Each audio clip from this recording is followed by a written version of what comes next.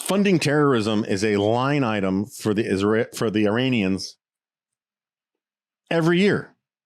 It's just part of their budget. They are the primary funder.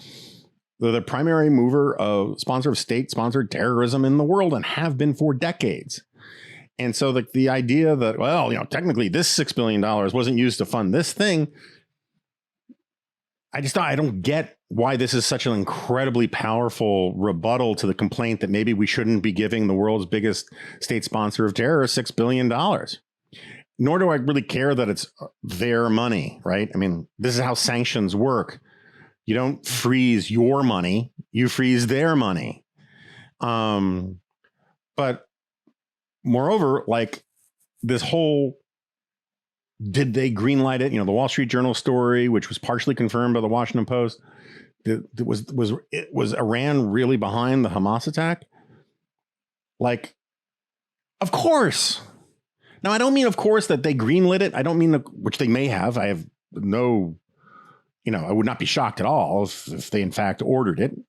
But it's inconceivable to me that, like, Hamas didn't say to Iran, hey, we're going to do this thing. The idea that Iran knew nothing about it when Iran is the primary, along with Qatar, the primary funder and supporter of Hamas. Hamas cannot exist without the support of Iran and Qatar. And the idea that Hamas would totally freelance this thing when they've been sponsored since 1987 by Iran, or I guess Saudi Arabia used to support them a lot until about a decade ago. But Iran is their sugar daddy.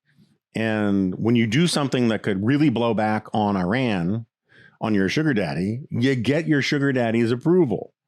And so, it's sort of like, how dare people suggest Iran had anything to do with this? They've only been keeping these assassins on payroll and training them for 20 years.